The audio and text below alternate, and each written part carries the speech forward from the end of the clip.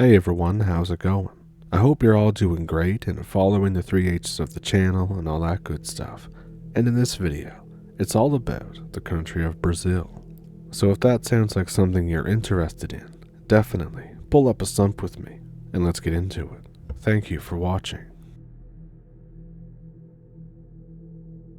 So there's not really a whole lot of detail to this story. It just happened to me the other year. My house is pretty much the last one in the city. If you keep going, all you see are farms. Literally, if you go out my front door, you see the fences of a cow farm. So around the time of this, it was 1900 hours, the time I usually leave to go for college. I was leaving home on my motorcycle with my girlfriend on back. It was pretty dark already. There's weirdly no cows in sight on the farm that day. This is weird, but does happen. I like looking at the cows, but it's not going to ruin my night if I don't see them, so I just leave for college. So I'm driving, talking to my girlfriend, when we pass through this odd bit of the houses where it's a 10-meter gap between houses that nobody uses. No one's really sure who owns it, and no one takes care of it. It just has a lot of unkempt grass there. But even though it's just there, it does allow you to see into the farm. And we're driving pretty slowly. There's more unkempt grass between the road and the fence, so you can't really see the fence unless you get up close. But for some godforsaken reason, I looked at the gap in between the houses. I start from down low and make my way up. I see the grass, the top bit of the fence, and beyond it, some sort of animal or creature that has its head down. It looks like a cow eating, but I can't see its face due to the grass. I can only see its body. It looks disgusting. It's not fat or muscular like a cow. It looks like if you took an anorexic cow, but it was big, but it had no muscle, no fat, just skin and bones. It creeped me out hard. And then the thing raises its head. It's not a cow head. It looks somewhat like a horse, but it has horns, big horns, almost like a deer. I'm in the middle of Brazil. There aren't any deer here, especially some as big and creepy as this. This all happened in a span of like 3 seconds when I went through the gap. I literally just randomly looked to the side and saw it. This thing locked eyes on me. I was terrified, horrified for a moment. And then I just bolted. I was going at like 20 kilometers an hour while talking, and I just accelerated to the max and left. I told my girlfriend after I calmed down. She said that she didn't see anything. She was more focused on what she was saying than her surroundings. But she did say that she felt something weird just before I accelerated, and was pretty scared when I told her what I saw. We never saw the thing again. Honestly, I hope to never see it. Every time I go near that spot now, I look there and I get the chills.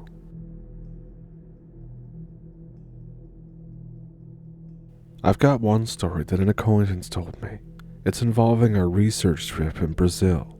I didn't know the guy very well at the time, so I can't exactly vouch for his trustworthiness, but he definitely seemed shaken up by what he told me. I'll tell it from his point of view, as it's easier for me in English. So I'm a 23-year-old ecology student.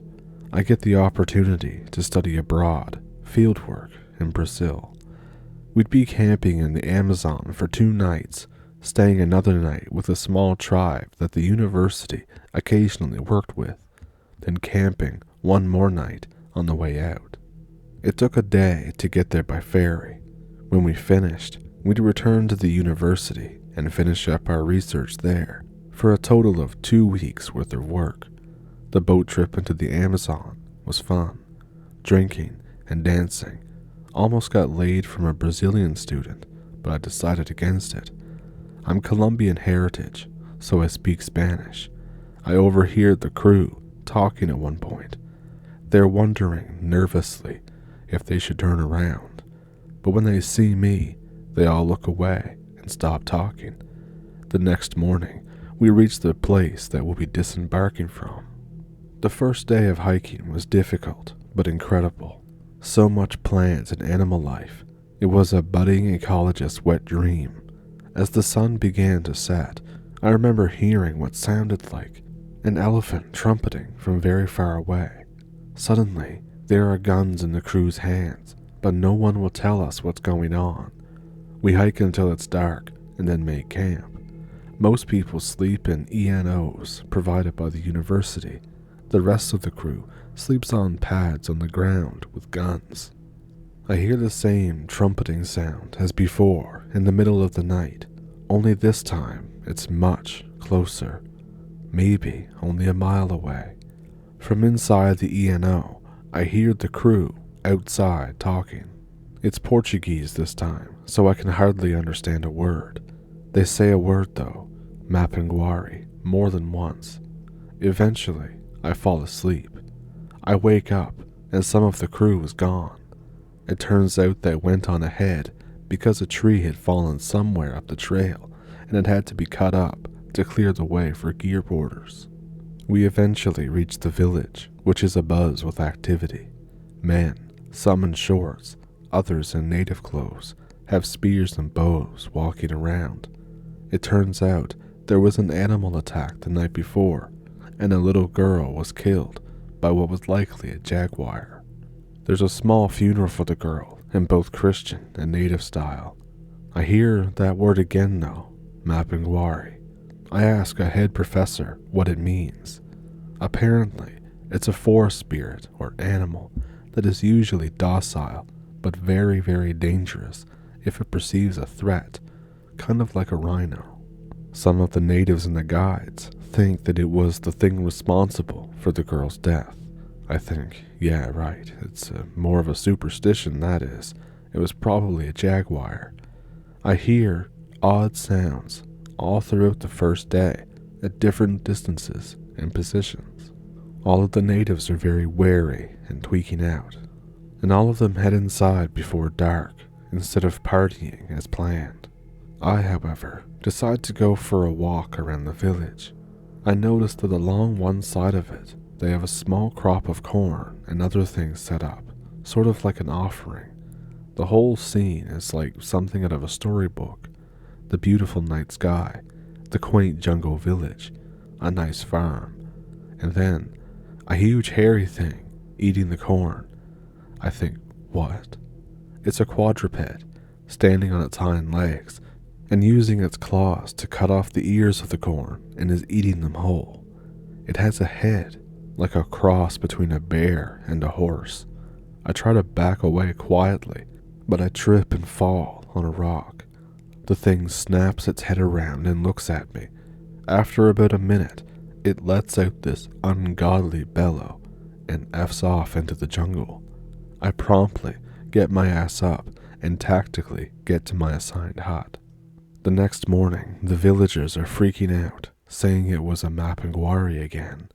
The crew and the students decide things are getting a little too weird and leave a day early rather than risk an animal attack.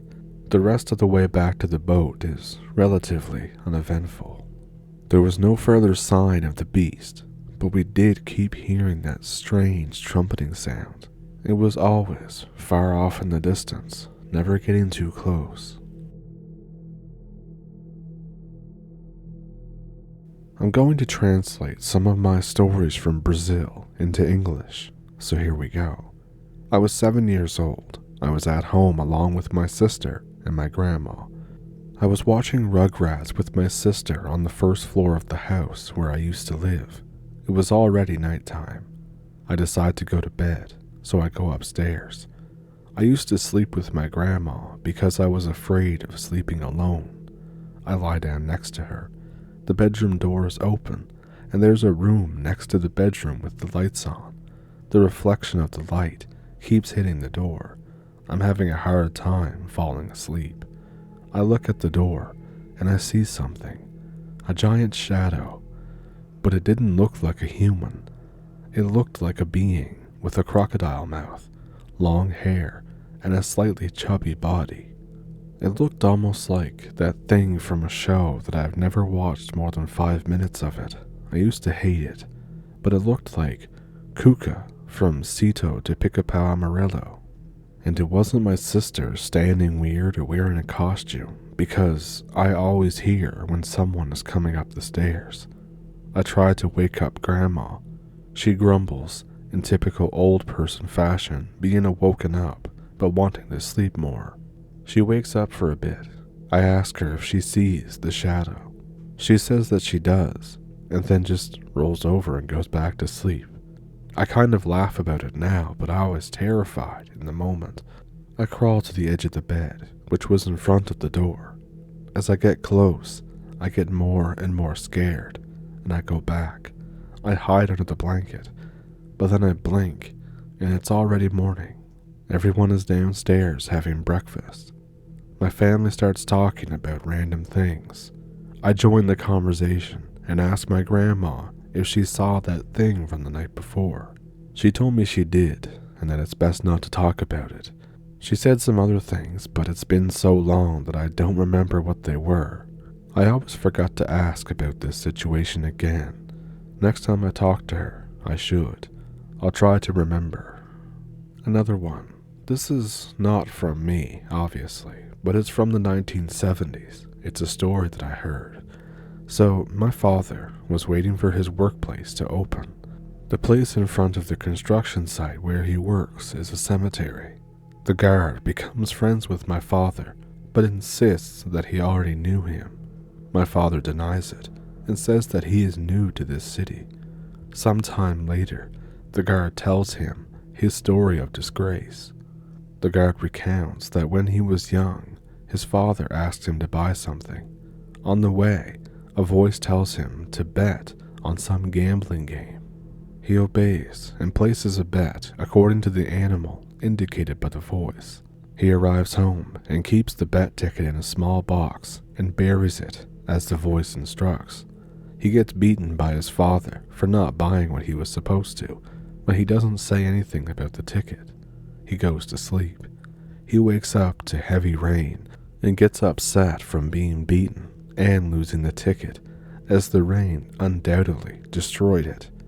In the morning, he digs a hole, and the ticket is intact.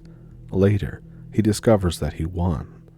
The voice continues to appear, and he keeps winning a lot of money through games and coincidences. He is the first in his village to have a bicycle when it was a luxury item. One day, the voice says that it will give him the final prize, and he will be rich forever. He just needs to sell his soul. He refuses this, and then he loses everything and lives as a poor man for the rest of his life. In middle school, around 1997, my philosophy teacher told a story about a family friend named Z de Tamanaco, something like Sabat Johnny. He earned this nickname because he worked with wood, making sabats. One day, he had an awful fight with his wife, and it escalated and escalated, and eventually he gave her a few sabat blows and accidentally killed her. My teacher's family helped hide the body to prevent him from getting arrested. During the altercation, she cursed him while taking the beating. Over time, Z started seeing 12 heads with tails flying around him, threatening him. They claimed to be the 12 apostles, saying that they would enter him.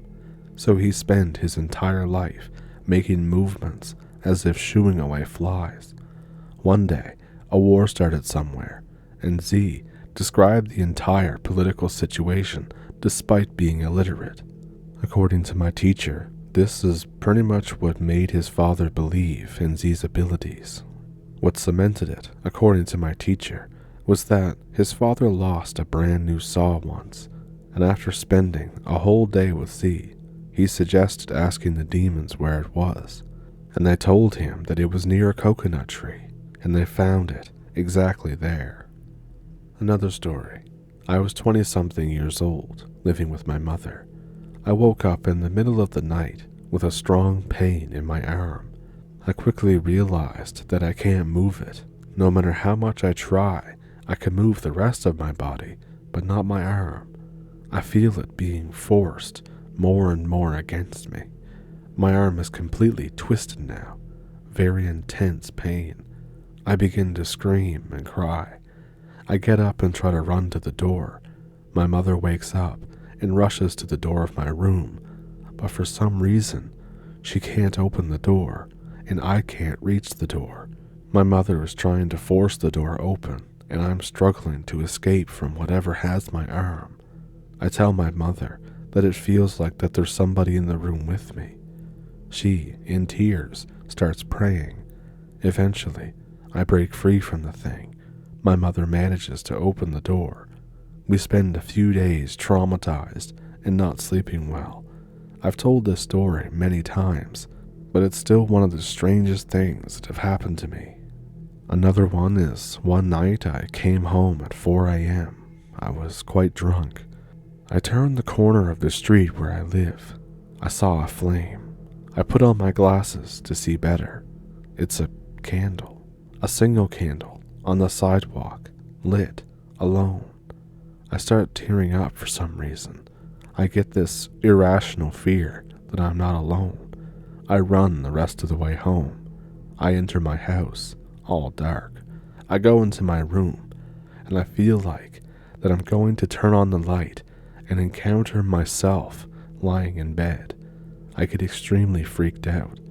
I turn on the lights, and nothing happens. I look at the shelf near my computer. A cat with human eyes is staring at me. I yell out the equivalent of, "What the effing hell is this?"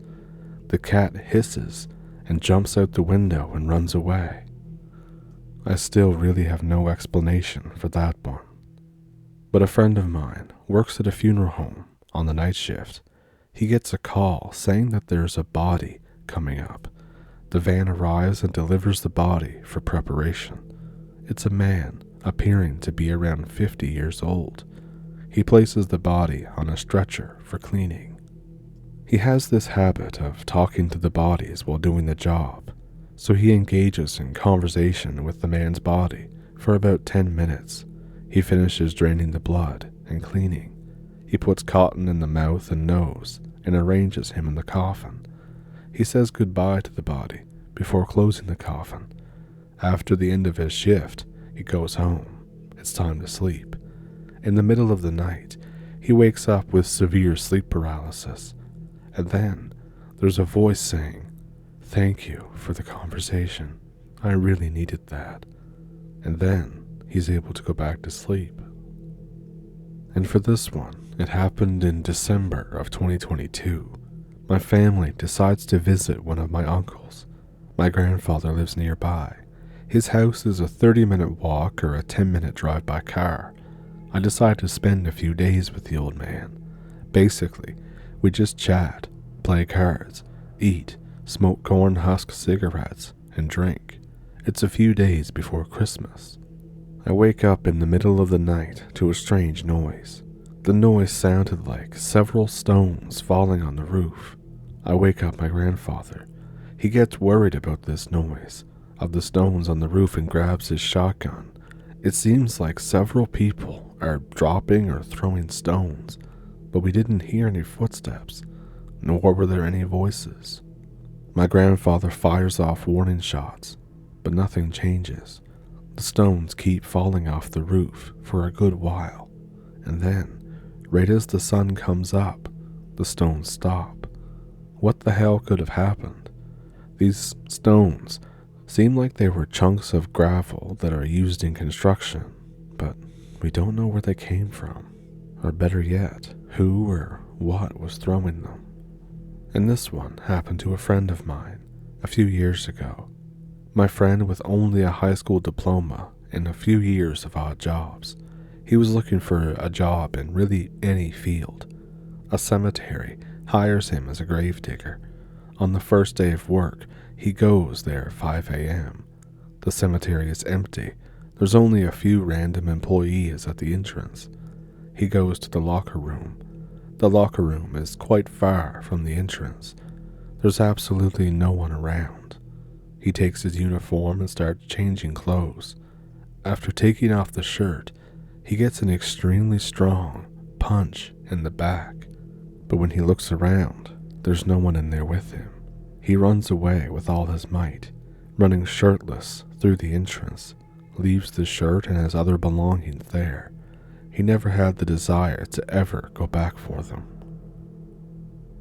When I was 15 years old at school, it was mid-year, I went to the bathroom. There was a kid in a school uniform that I had never seen before. He was crying in the corner, absolutely sobbing. I say to him, "Is everything okay?" He looks at me, says nothing, and then puts his face on his lap, continuing to cry. I shrug it off, do my business, wash my hands, and go back to the classroom. I tell everyone. I describe the kid. Nobody knows who he is. A friend of mine goes to the bathroom immediately to see this strange new kid, but there's no one there. The year goes by. I never see that boy ever again. I ask everyone around the school to see if they knew him. Not a single person has ever seen him, or heard of him for that matter. Not even teachers, janitors, or the principal. The strangest thing is, this school was tiny. In my class, for example, there were only 10 students. Everyone knew everyone. It was impossible not to know. This one happened to my grandfather. So, he was alone at home. He was on an isolated land in the middle of nowhere. I have no idea what year specifically that it was. He just said a long time ago. So I assumed the 70s or 80s or possibly the 60s. It was a calm summer night.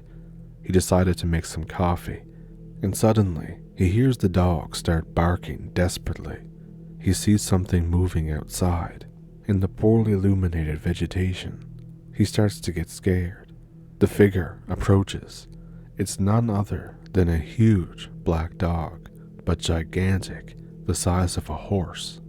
As the creature gets closer to the window, the dogs surround it, barking, but none of them attack it. He throws boiling water at the creature when it gets closer. The creature goes away, chased by the dogs. He was going to tell me more, but then my uncle suddenly arrived out of nowhere, interrupting the conversation to talk about some boring old people stuff, and I didn't get to bring up the subject again when I was visiting him. For this one, it's 2005. I was coming back from school, walking alone. When I'm almost reaching my apartment building, I spot a black thing hovering in the sky. It's a UFO in the classic saucer style. I'm in disbelief, staring for a while. I run up the stairs to my apartment to grab my binoculars, but when I look out the window, it's no longer there. What I found very strange about this is that it was vertical, not horizontal, like all the reports or images. Fast forward to 2014, it's almost 5 p.m. I was waiting for my friend in his backyard, and then I see 2 balls of light in the sky, flying at a very low altitude. One is quite large, the other is smaller next to it. This one I found to be more impressive than the first because I got to see it up close. It was a very strange light, and since it was still daytime, the light wasn't supposed to be like that. And it wasn't just me who saw it. People passing by on the street were also astonished. And I've told this one a few times, but I like talking about it. I miss when this used to happen. It was a few years ago, probably 2013 or 14 again. I had the habit of staying on the phone with this girl until one of us fell asleep.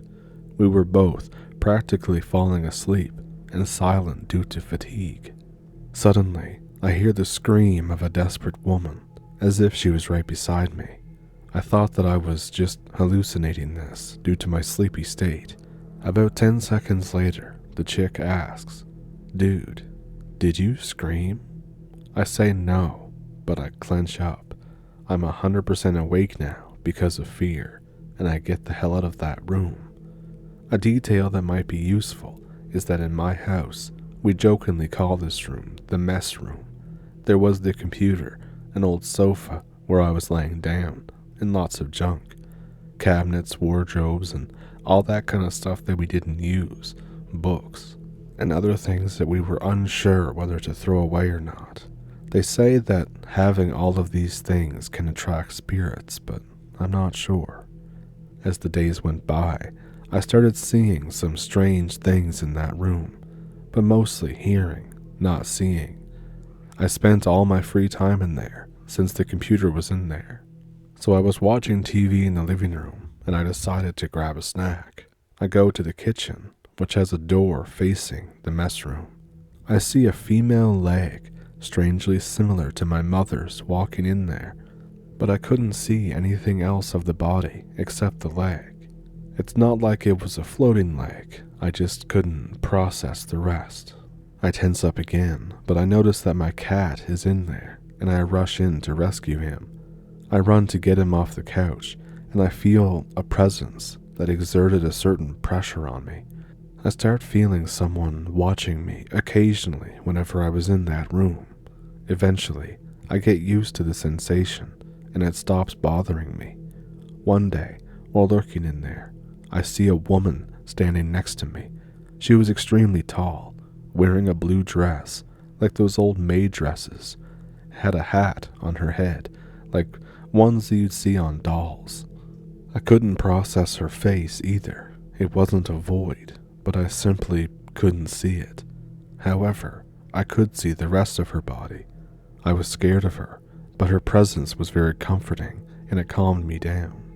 To this day, I'm puzzled by this.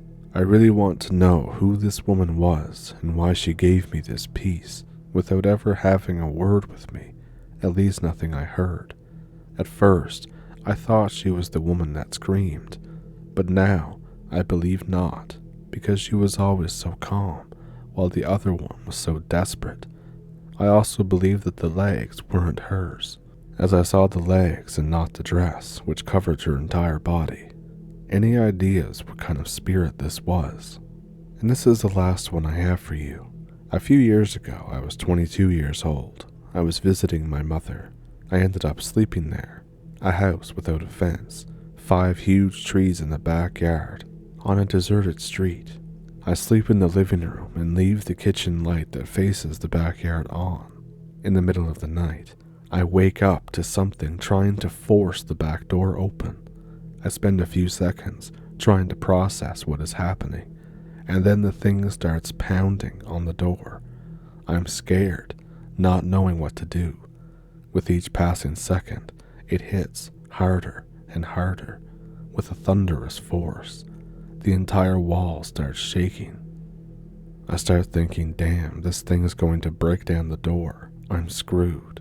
I'm still on the mattress. I look around for something to defend myself, but I find nothing. In desperation, I only have the idea of hiding in the dark. My plan was to hide behind the door, and when it walks in, I'll attack. But when I get up and start walking toward the door, my body is frozen.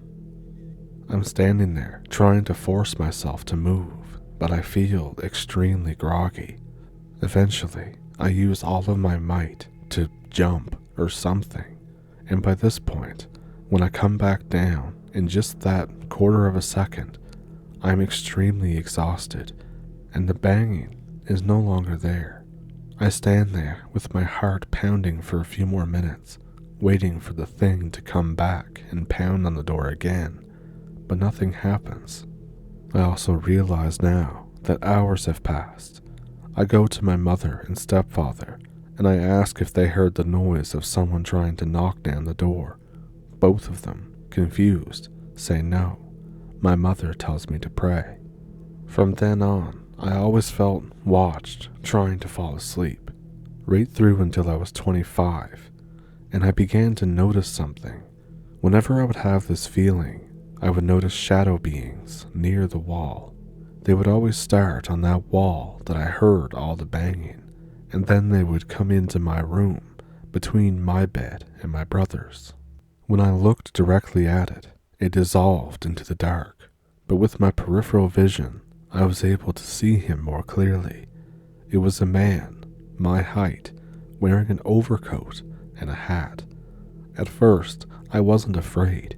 I thought that this was all in my head, due to my fear. but it started appearing in the same spot. Eventually, I began to pray out of fear, and the thing would always disappear. And then I went without praying some nights, and it would always come back, until one dawn I woke up feeling uneasy. When I sat up, I was flabbergasted. This time, the shadow man was crystal clear. He seemed to be flesh and bone. I jumped so hard that I ended up falling on the floor on the other side of the bed. After that, I started praying every single night without missing, and it never happened again. And one day I was lying on my stomach at bedtime with my laptop, probably lurking on the internet. In my peripheral vision, I noticed my sister walking into my room. I push my laptop aside and look at her and ask, "What do you want?"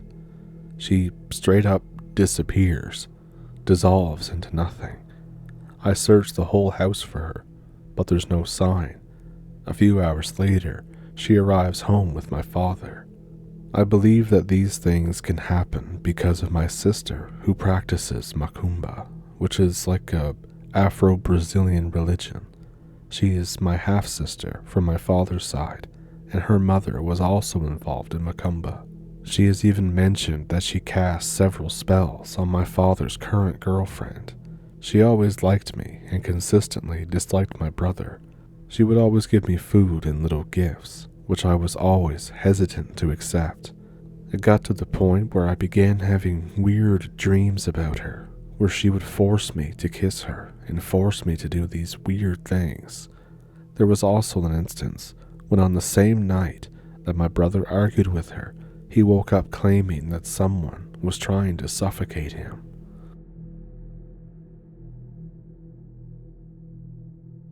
So those encounters were absolutely crazy, weren't they? If there was one in particular that stuck out to you, let me know which one it was down in the comments. If you have one of your own, as always, I have an email in the description below that you can send them to if you'd like to. Also down there is a PayPal and a Patreon if you would like to support the channel that way. With the Patreon, generally you get the video a day earlier. Most of the time it's a day earlier. And as always, I hope you enjoyed the video. I hope it creeped you out like it creeped me out.